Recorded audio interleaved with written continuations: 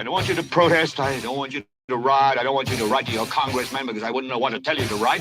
I don't know what to do about the depression and the inflation and the Russians and the crying in the street. All I know is that first, you've got to get mad. Wait a minute. You ain't heard nothing yet. Wait a minute, I tell you. I want you to get up now. I want all of you to get up out of your chairs. I want you to get up right now and go to the window, open it, and stick your head out and yell, I'm as mad as hell, and I'm not going to take this anymore. Welcome to the David Pollack Show. I'm mad as hell, I'm not going to take it anymore. Everything is awesome. Everything is cool when you're part of a team. Everything is awesome when you're living out a dream. Living out a dream. Welcome Ain't good now. another exciting David Pollack Show. You know, 6 months ago, I think we've been on the air. 6 months ago, I put together that show Open, and I wanted to, sort of juxtapose, English minor word, the being angry with the way things are, with the oblivious happiness of everything is awesome. That's why I don't sing. I'm just a radio host here, guys. But the idea is I didn't want to create a dark show. I wanted to have an optimistic show where we can solve problems and talk about it. But man, every single week, it seems I'm trending towards the being mad and not wanting to take it anymore versus the everything is awesome obliviousness.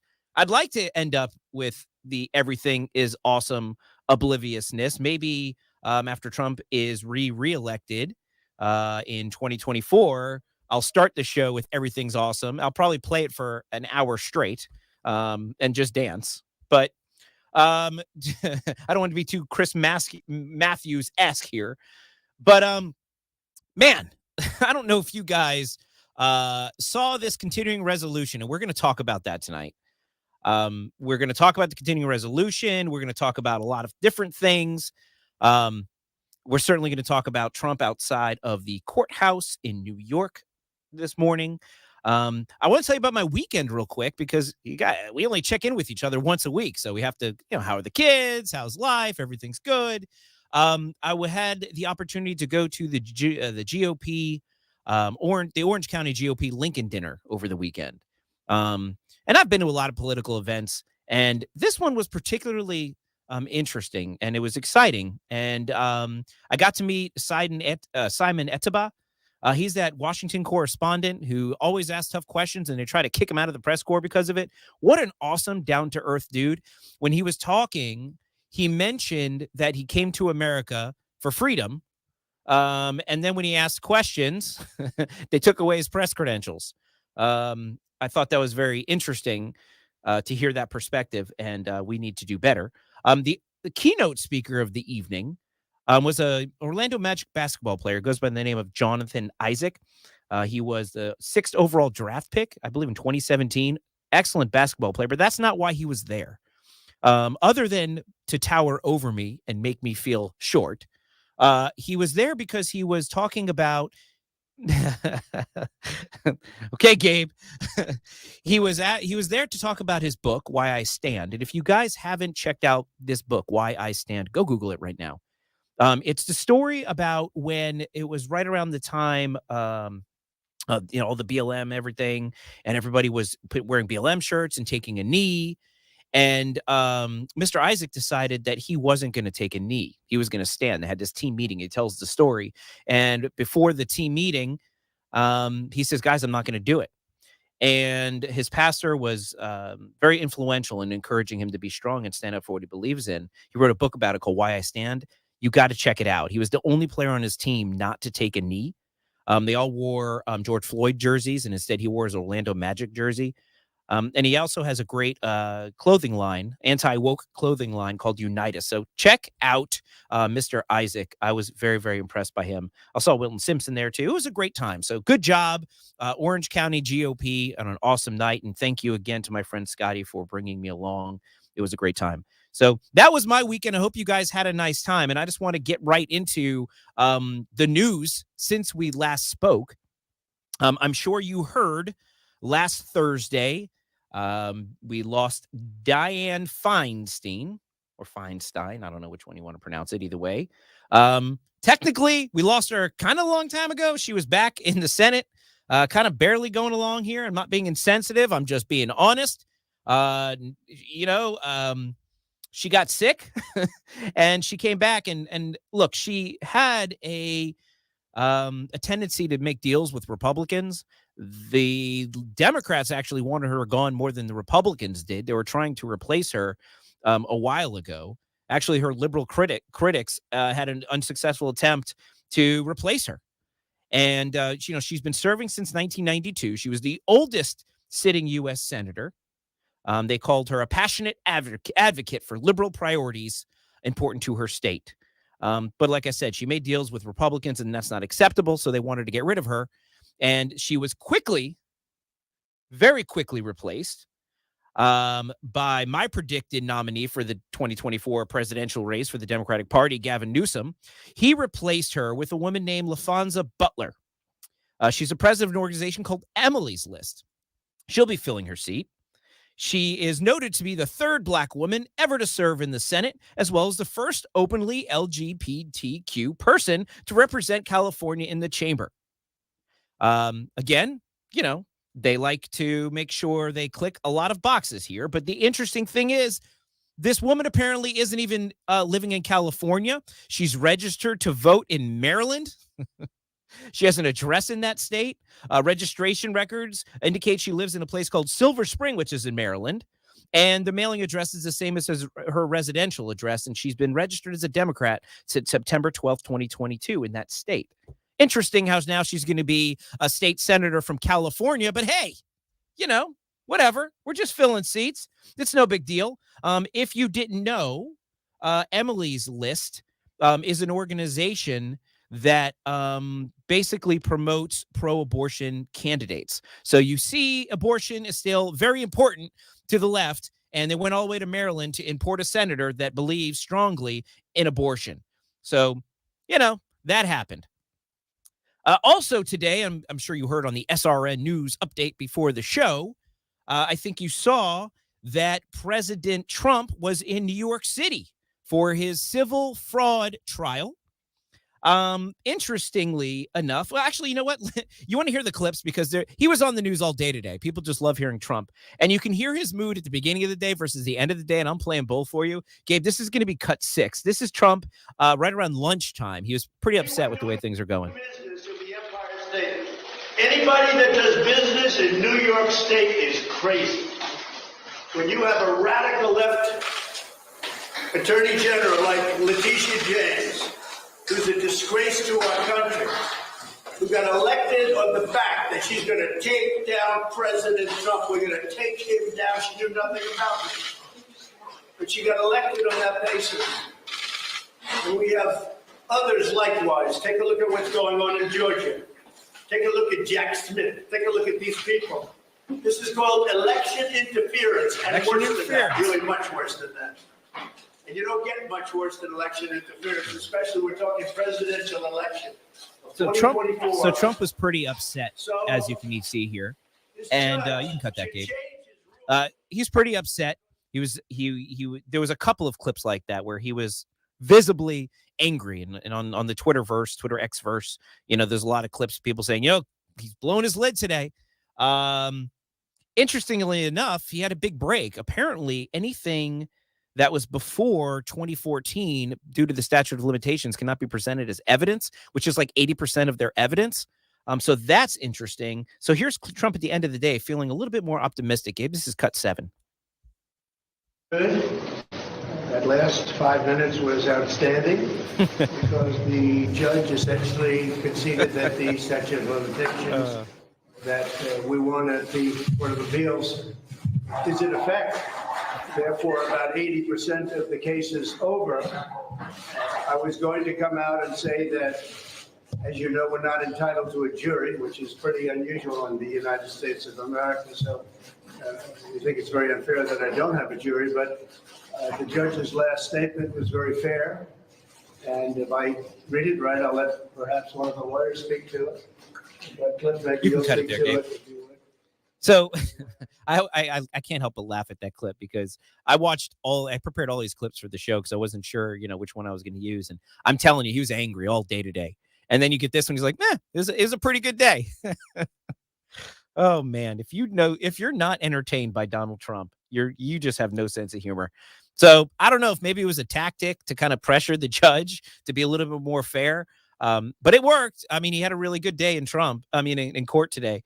So if you guys don't know, New York Attorney General Letitia James, she sued Trump and 3 of his children, Donald Jr., Ivanka, and Eric. Ivanka's case, I believe, was dismissed, and other company executives in the Trump organization. She's basically saying they perpetuated years of fraud, vastly overrepresenting both Trump's wealth and the values of many of the properties on his financial statements. You might recall there was a controversy about the way they valued Mar-a-Lago in Palm Beach. I think they said it was worth $18 million. His next door neighbor's shed is worth $40 million. So Mar-a-Lago is probably worth in the hundreds of millions of dollars. So it's very interesting the way that's happening, but he was really upset about that. So they're seeking $250 million and a slew of sanctions. Everyone thinks it's to take down Trump's ability to do business in New York. I don't know why he wants to do business in New York after any of that.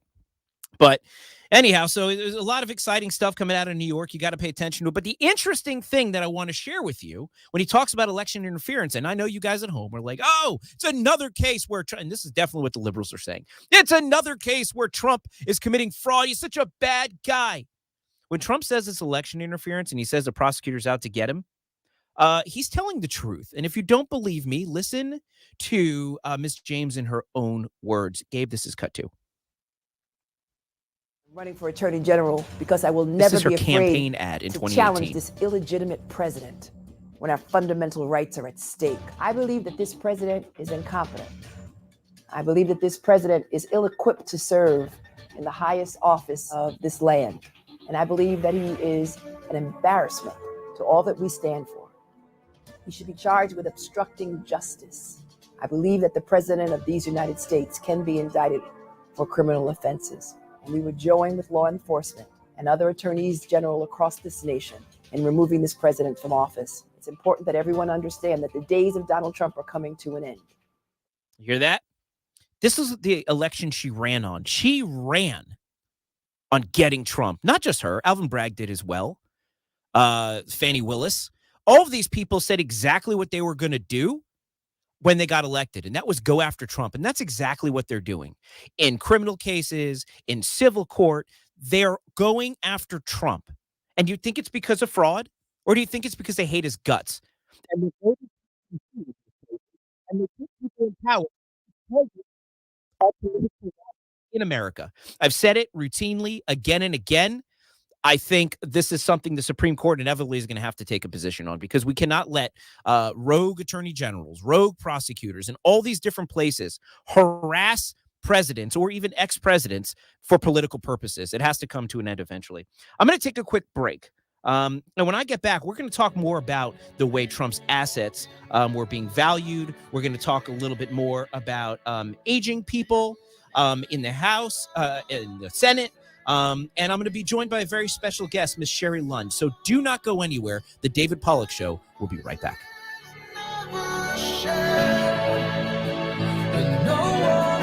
Seems Florida is a popular place to live these days, but do you know who is not feeling the effects of limited home inventory? Bugs. That's right. As popular as Florida is for people, pests like it even more, which is why I recommend pest control, termite treatment, and fertilization from Protex. With over 40 years of experience, their fully licensed, bonded, and insured team utilize state-of-the-art products and techniques to maintain a pest-free home. But that's not all. They also provide the highest quality fertilization and pond management services, so you can have a green yard and not a green pond. So if you want to keep your lawn green and your home bug free, call Protex today at 407-542-0044 or visit them online at protexlawn.com. That's PROTEX lawn.com. David Pollack here. I hope you're enjoying the show. If you're looking for more information on any of our sponsors, or perhaps you want to hear a replay of a past show, make sure to visit thedavidpollockshow.com. There, you'll also find our latest articles, links to our social media, and opportunities to become a sponsor yourself. So remember to visit thedavidpollockshow.com.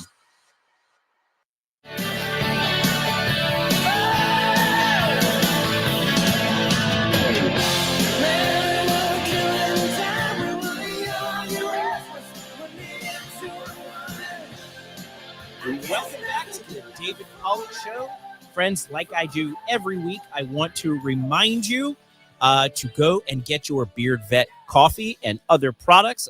Energy on the show is directly related to the high-quality coffee that I get from beardvet.com. A portion of the proceeds go to take care of veterans and those charities. So make sure you go to beardvet.com, put in promo code David, and you get 10% off. Who doesn't like 10% off in Bidenomics? I know you do. And if you like great coffee, you're going to find it there. So make sure you go to beardvet.com. Welcome back. I'm joined now by Sherry Lund. She's a National Probate Reform Coalition leader. She's a businesswoman. She's a columnist. She had a recent column on Fox News about her grandson in the Disney family and her experiences with probate. I'm excited to have her on the show tonight. Miss Lund, welcome to the David Pollock Show. Thank you, David, and thank you for inviting me to be on. Oh, it's my pleasure. Thank you so much for being here. So tonight we're talking about a bunch of things, but I wanted to talk to you specifically about this case in New York. Have you been watching where Trump is now being accused of fraud and they're valuing his assets? It seems they're having problems trying to value his assets, and they're trying to make the claim that his assets aren't worth what they are. And I know you have a lot of experience with probate and with assets being valued certain ways. And I was wondering if you had any thoughts on what was going on in New York today with this Trump potential civil fraud case. Well, there's no doubt that there are questions being asked from folks on both sides of the aisle on the legal issues with both President Trump and the Biden family, with more than enough media coverage. But what about the average everyday Americans not having their constitutional rights protected? And if courts can be either unfair or offer preferential treatment to someone with high profile status, then they can be unfair to regular people. And it seems if you're denied due process, and due process means trial by jury, then your rights are being violated. So in this situation, from what I understand, Trump's being denied a trial by jury, which is a direct violation of his rights. So if they can do it to a president, they can do it to any of us. And you have some experience with that as well through the probate world. And I know for my listeners, I tend to go on tangents sometimes on things that interest me. And this certainly interests me because we don't talk about it enough. I know because it's not the most glamorous topic in probate. But what people don't know is that the way assets are distributed sometimes is there's a lot of litigation and a lot of conflict surrounding that. And you spent a lot of time dealing with that. You want to talk about that a little for me? Sure. Our family was involved in the Arizona and California probate courts for over 13 and a half years.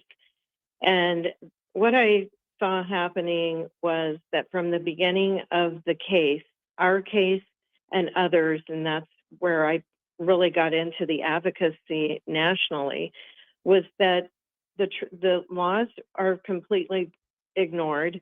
Your constitutional rights and due process are completely ignored. The judges have a pattern in practice, and I call it the playbook, where they immediately, if there are assets, especially if there are assets, will appoint court-appointed attorneys, court-appointed doctors, court-appointed guardians. Everyone's appointed by the court without giving that person due process, without even telling the person what their rights are. And so that was what I set out in 2010, and then again in 2023 to have SB 1291 passed to protect people's rights and families' rights from the inception of the case, because we should have a right to appoint our own attorneys. We should have a right to have our own doctors. Our own directives should be followed. But even in probate court, what I find interesting with some of the things that are going on right now in Washington is it correlates with what we've been seeing in probate court, is that the judges will, if they appoint a conservator or a guardian over the person, they'll immediately take the person's, their appointed trustees off of their trust, and the judge will appoint, I call it his buddies, his attorney buddies, to be the trustees. And then those attorneys will hire other attorneys. And in most cases that we deal with, we see 4 to 5 people billing against an estate for no reason. There's no justification.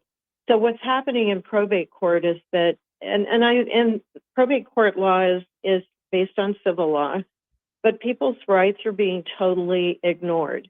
The laws are being totally ignored.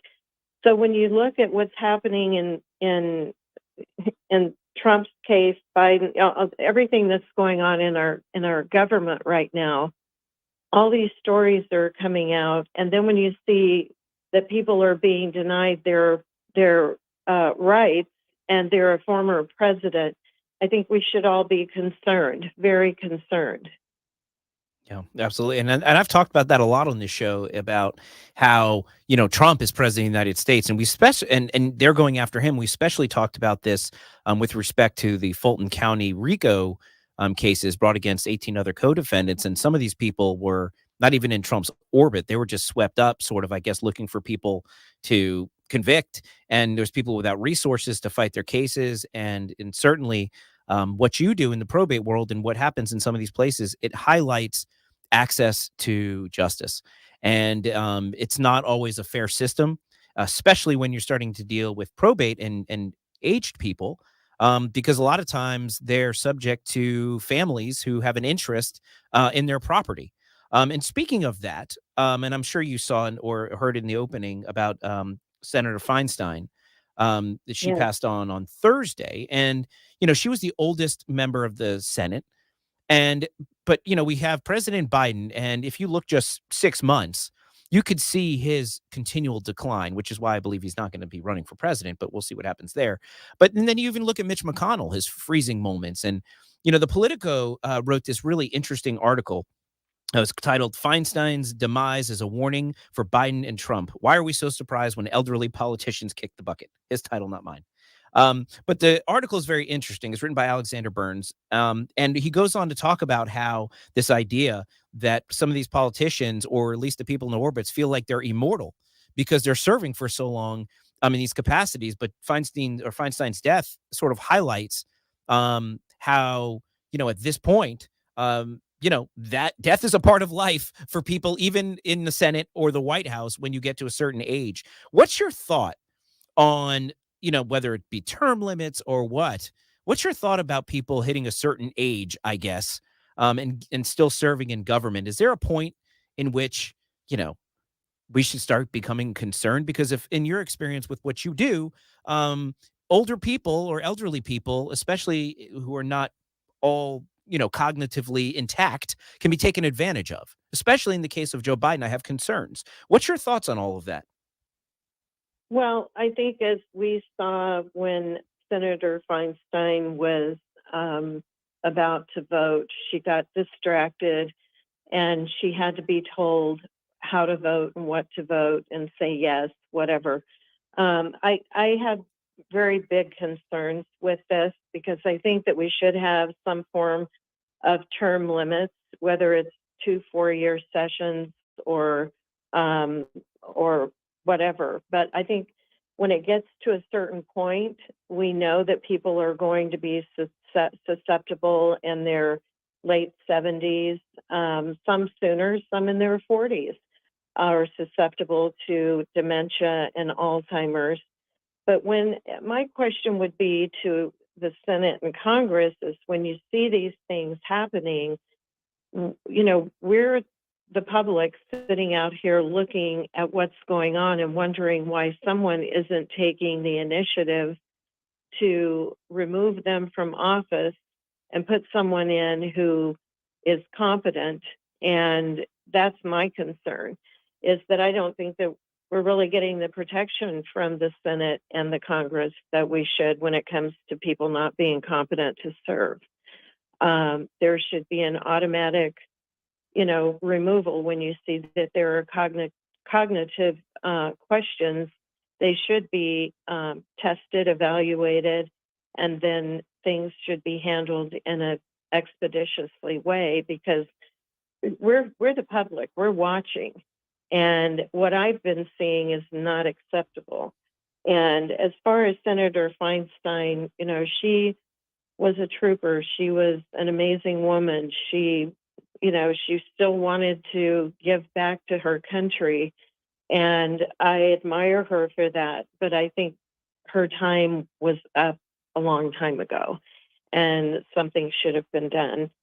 So I think it's, we should put the vote out there. I think it should be something that should be a vote.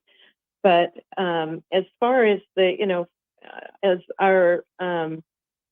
her condition was, near the end of her tenure in the United States Senate, brings up several issues. But tying this back to the average Americans and voters, in the case of these lawmakers, they're making decisions that impact the entire nation, and they have questionable cognitive ability. And yet, ironically, in many states, average Americans are losing their estates in probate court because attorneys and fiduciary board members and judges do not follow the law. So we've got judges in the probate court finding people incompetent who have tested and have been evaluated to be competent, and their freedom and their assets are taken away. And I don't think the public understands that once you're appointed a guardian, you lose all of your rights, every right you have. Your right to decide where you have dinner, where you live. Yeah. If you cannot drive, you can't vote, who you see, whether you live or not. They have the right to put people on DNR lists. Yeah, it's certainly I don't important think to the pay. public really realizes how serious the problems are, and yet we see our lawmakers in Washington allowing incompetency in our Senate and Congress. Absolutely. I got to take a hard break. Sherry Lund, thank you so much for coming on the show and sharing your insights on talking about the probate, bringing awareness to it. Thank you so much for being on the show. And guys, don't go anywhere. The David Pollack Show will be right back.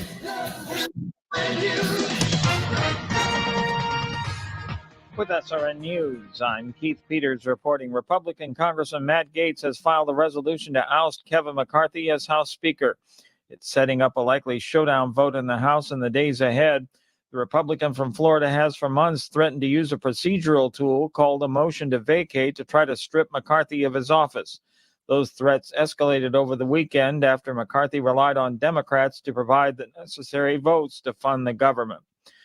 The European Union's foreign policy chief led a delegation of top diplomats on an unannounced visit to Kyiv and dismissed concerns about political tension in the bloc over its long-term support for Ukraine's fight against Russia. On Wall Street, the Dow down by 74 points, the Nasdaq rose 88, the S&P 500 advanced a fraction, oil down to 88.82 a barrel. This is SRN News. The government is spying on you. No surprise, I know. But did you know the banks are helping them? And with today's economic environment, it's never been more important to secure your hard-earned wealth for you and your family's future. FinSec Life works to offer industry-leading customer service to help successful individuals and businesses protect their wealth. Whether it's a business succession plan, estate liquidity, or a variety of life and long-term care policies, FinSec Life can help deliver peace of mind, knowing that if something happens, you or your company is taken care of. Visit finseclife.com. That's FINSEC life.com. Securities offered through Valmark Security Inc., member FINRA and SIPC. Investment advisory services offered through Valmark Advisors Inc., an SEC registered investment advisor. FinSec Life is a separate entity from Valmark Securities Inc. and Valmark Advisors Inc. Are you an insurance agent or property manager looking for a reliable and accurate property inspection? Floridian Property Consultants specializes in citizens insurance packages and replacement cost appraisals, so you can get bound quickly, easily, and accurately. FPC's experienced inspectors will make sure each assessment meets all the insurance carrier standards while ensuring that you don't pay for more than you need. Work with a company that respects your time and budget as much as you do. Visit online at FloridianPropertyConsultants.com. That's FloridianPropertyConsultants.com.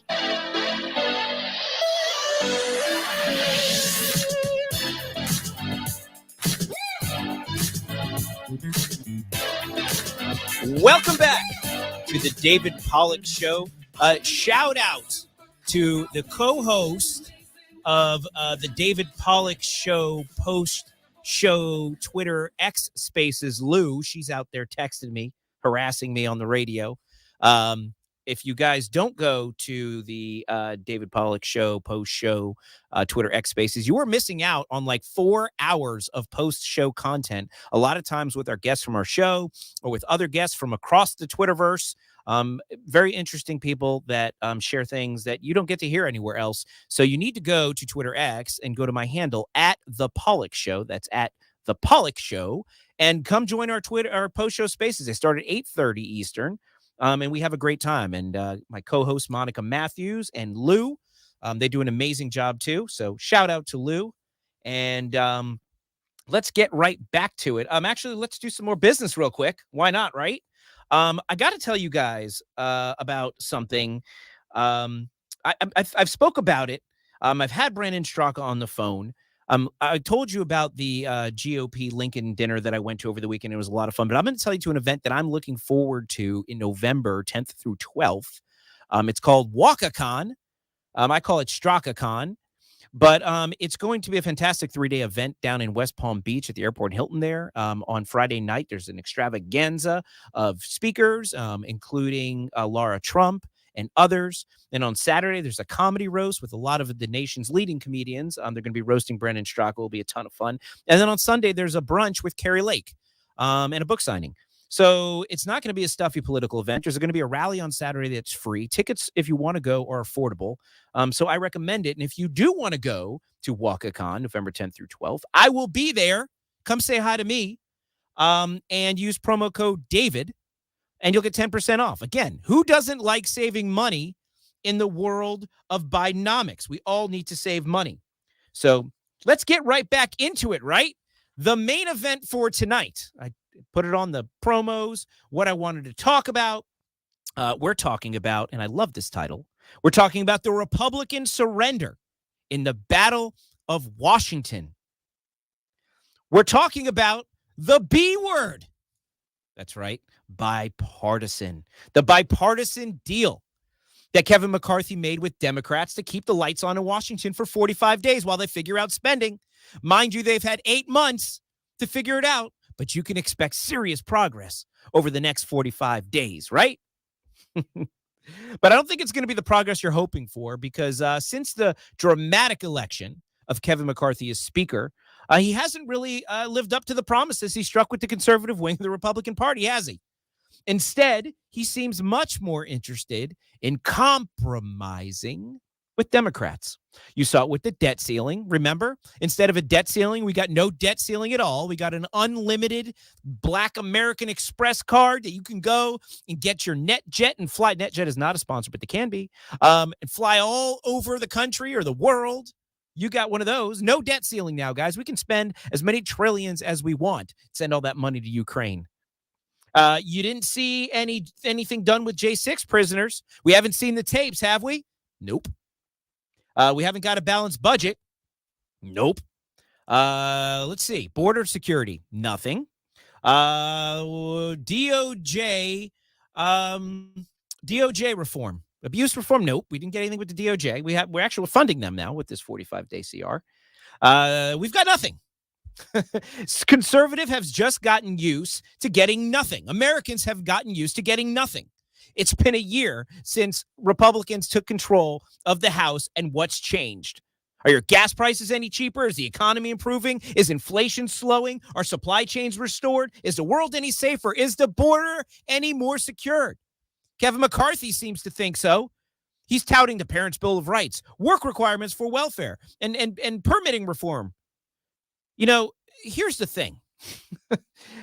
Americans are waking up. We're getting smarter, right? We know when we're not getting what we're being promised. We're not buying it anymore. But I know.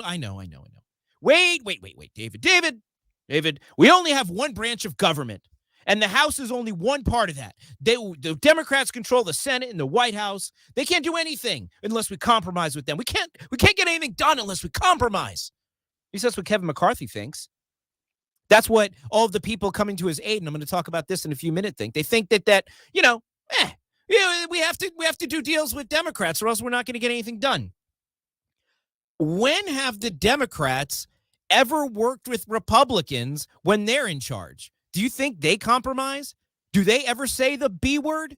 The only time they use the B word, bipartisan, is when they get something from us, even though they're in the majority. They use the B word to spike the football and say, hey, guys, we did something that America hates, but it was bipartisan. Remember the infrastructure deal? They couldn't say the word bipartisan enough. The bipartisan infrastructure deal, the bipartisan bill for Ukraine money, everything that stinks that you hate, the Democrats call bipartisan.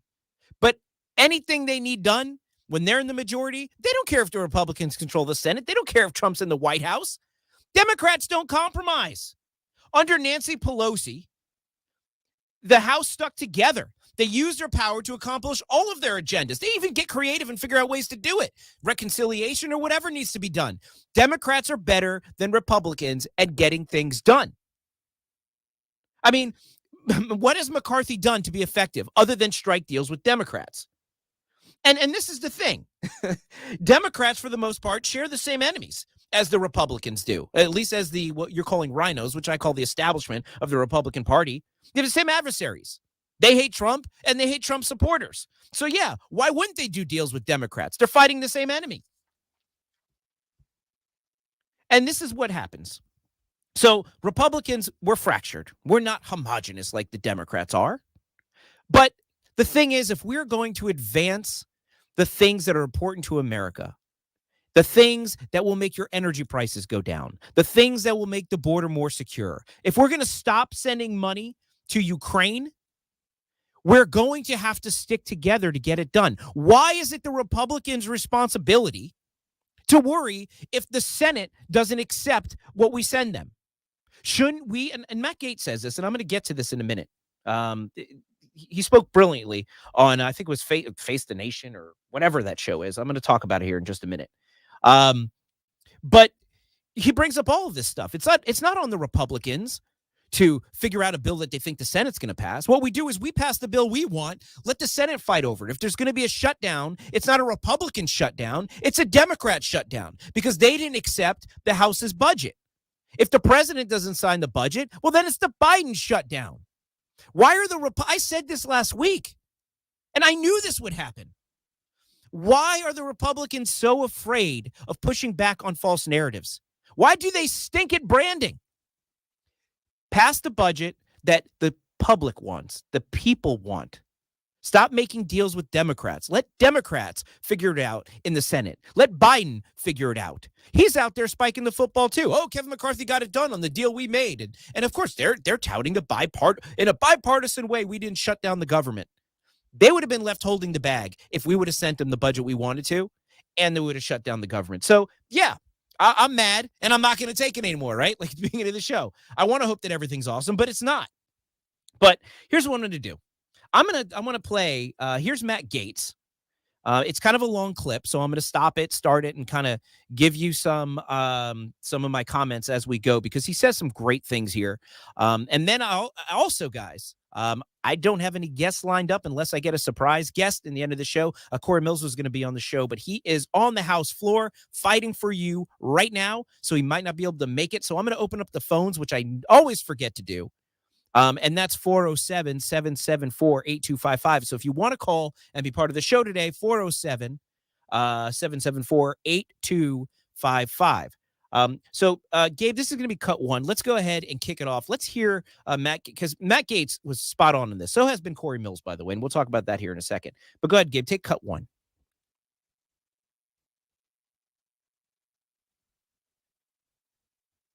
Until that gets up. There it goes. Cut one. Speaker McCarthy made an agreement with House conservatives in January. And since then, he has been in brazen, repeated material breach of that agreement. This agreement that he made with Democrats to really blow past a lot of the spending guardrails we'd set up is a last straw. And then overnight, I learned that Kevin McCarthy had a secret deal with Democrats on Ukraine. So he's talking about him being upset about this deal that apparently you guys didn't realize. Kevin McCarthy made a behind closed doors deal with Democrats to send more money to Ukraine. Do you know that? We've already sent, I think, over $40 billion to Ukraine, and now we're going to send more money to Ukraine. So, yeah, so that happened. And then I'm going to continue there with Congressman Gaetz, Gabe. So as he was baiting Republicans to vote for a continuing resolution without Ukraine money, saying that we were going to jam the Senate on Ukraine, he then turns around and makes a secret deal. Now, I know you and I probably have different views on U.S. involvement in Ukraine, but however you think about that question, it should be subject to open review, analysis, and not some backroom deal. So I do motion to vacate tomorrow? I do intend to file a motion to vacate against Speaker McCarthy this week. I think we need to rip off the Band-Aid. I think we need to move on with new leadership that can be trustworthy. Look, the one thing everybody has in common is that nobody trusts Kevin McCarthy. And the reason we were backed up against this shutdown politics is not a bug of the system. It's a feature. Kevin McCarthy's goal was to make multiple contradictory promises, to delay everything, back us up against shutdown politics, and at the end of the day, blow past the spending guardrails he'd agreed. So let's talk about what's so now Matt Gaetz is going to do a motion to vacate. Now, this is something that was, do you remember during the fight where they were trying to, like one of the last issues that they were sticking over was how many votes it would take to vacate the chair. This was why. Now you only need one vote for a motion to vacate. And the point here is, and what Matt Gaetz is going to do is basically say, House Speaker McCarthy, you didn't honor your commitments to us when we gave you our votes. And so now I'm going to make the motion to vacate the chair. So it's really interesting now that he's being able to use that. Now, Kevin McCarthy, he's almost indignant about it. He's like, I'm not worried about Matt Gaetz. So he's out there, and this is cut 3, Gabe, if you can click over to it super quick. Kevin McCarthy's not afraid of Matt Gaetz, and listen to the way he sounds. Go ahead. Matt Gaetz, who says he's going to seek a motion to vacate. He's going to try to oust you as Speaker of the House. That's nothing new. He's tried to do that from the moment I ran for office. You hear that? Look. Well, this time he says he's going to keep going. May not get there before the 15th ballot, but it took 15 for Kevin McCarthy. He says he's coming for you. Can you survive? Yes, I'll survive. You know, this is personal with Matt. Matt voted against the most conservative ability to protect our border, secure our border. He's more interested in securing TV interviews than doing something. He wanted to push us into a shutdown, even threatening his own district with all the military people there who would not be paid, only because he wants to take this motion. So be it. Bring it on. Let's get over with it, and let's start governing. If he's upset because he tried to push us in a shutdown and I made sure government didn't shut down, then let's have that fight. So much to unpack there. The most important thing is, how come these guys always sound like supervillains? Like, I can just hear Kevin McCarthy in like Batman 14, hashing out his grand plan to take over a world. Why do they always sound like that? Mitt Romney sounds like a villain. All these people sound like villains. But seriously, you heard what he said there? He had the opportunity to have these conservative priorities. Do you know they kept dangling that in front of these conservative congressmen? Oh, if you don't pass, we're going to give you border security and we're going to do all these things for you. And then what do? They make a deal with Democrats and they take it all out. And then they blame the conservatives for pushing it. They took it away from the American people, not from Congressman Gaetz, Kevin McCarthy. It's so incredible that they're willing to fight conservatives harder than they're willing to fight Democrats. It just makes me so mad. I'm going to get back to what Gates is saying here in just a second. I got to take a quick break. But then when I get back from the quick break, I'm going to go to the phone super quick because I got some callers and we want to get their comments. So don't go anywhere. The David Pollack Show will be right back. I ain't happy. I'm feeling glad I got Business sunshine. owners, are you sick of dealing with those big name telecommunications companies that leave you frustrated with terrible customer service and then lock you into long-term contracts? That's why I want to introduce you to my friends over at Public Telephone Company. They are an industry-leading VoIP provider offering all-in-one business communication solutions that are completely contract-free with competitive pricing. But perhaps the best part, they're all about supporting their customers with U.S.-based customer service, and they're always willing to go the extra mile. Don't let your phone company drive you mad. Call Public Telephone Company today at 877-314-4080 or visit them at publictelephonecompany.com. That's publictelephonecompany.com. Hey friends, David Pollack here. If you're craving the best soft serve ice cream around, Topper's Creamery's got you covered. Serving the Apopka community for over a decade, Topper's is known for the finest old-fashioned custard-style soft-serve ice cream in a variety of flavors, from their French vanilla bean to exciting specials like German chocolate cake. But the experience doesn't end there. Be sure to grab a fresh baked waffle cone or a sundae topped with my favorite, the fresh baked brownies. They even offer pup cups for your four-legged friends. So hurry in to Topper's Creamery in Apopka, South 512 Hunt Club Road. Make sure to tell them David sent you.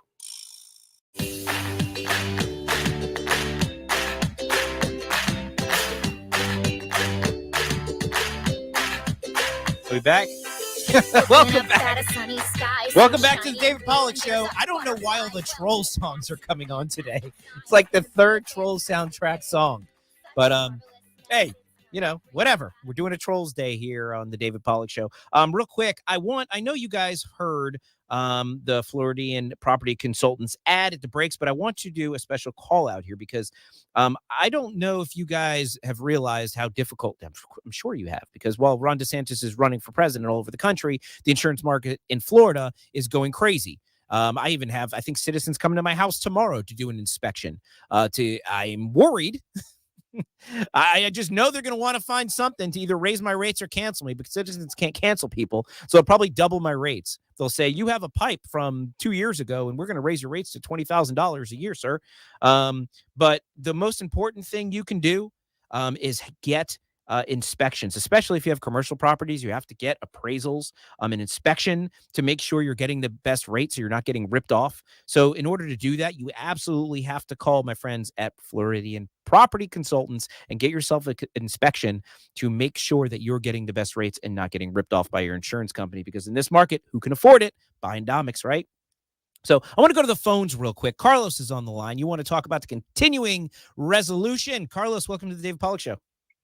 Hey, what's going on? What's going on, man? Yeah, it's so frustrating. I really can't understand, like, when the hell are the Republicans, when they're even in power, grow a pair of balls? You know, like, what is going on in this nation? Like, we have no backbone. We don't back our own people. Like this, even like this guy, like you were saying earlier. Like we have people that, you know, these Democrats, they cover their own, whether they're, no matter what. Like this guy Bowman, the fire alarm guy. Oh. Like if that was a Republican, he'd be in Guantanamo right now. You know what I mean? Like, you know what, Carlos? Let's talk about that. I forgot. Let's talk about this right now. This is going to be funny. So yeah. So if you guys haven't been paying attention, this week there was an insurrection on the Capitol that Carlos just mentioned. The insurrection happened during that continuing resolution vote. A congressman, he's known as being a socialist communist from a socialist congressman from New York. I'm like communist. He is a communist. He was like a principal. He was a principal of the school even. Yes. So listen, Jamal Brown. This is what he does. He goes and Bowman. I thought it was Bowman. Bowman. Jamal Bowman. Jamal Bowman goes to a fire alarm and pulls it And he says he was rushing to make his vote. He came to a door, and it's usually open for votes, but today it wouldn't open. I'm embarrassed to admit that I activated a fire alarm, right? He wants to be very clear. Oh my God! Yeah, no, and they have them on video. It's just like ridiculous. And the Democrats are back, coming out of the woodwork to back this guy. And you know, if that was a Republican, he'd be like in freaking jail. They would have shipped him off to Guantanamo already. Like, this is ridiculous. The Republicans in this, I swear, they AOC the other when Byron Donald, they lie. So when Byron Donald recently was like up there bringing up the text messages from Hunter Biden, like AOC is basically saying, "Oh, it's a lie. It's out of context. Here's the rest of the text message." Yeah, you read the text message, it confirms what he says. Yeah. But there's like these people will come out and to protect their own lie, manipulate, back criminals, elect people with mental disorders, and back them to the nth degree. So we go after our own. Yeah. I hope every congressman sees Matt Gaetz right now, and they help, and they stand up for him, because this is ridiculous. Ridiculous. I agree with you, and I think a lot of people agree with you as well. Carlos, thank you so much for calling in, and thanks for listening. No problem. Yeah, what Carlos is saying is true, and you talk about going after their own. And this is going to disappoint you guys, what I'm about to read to you.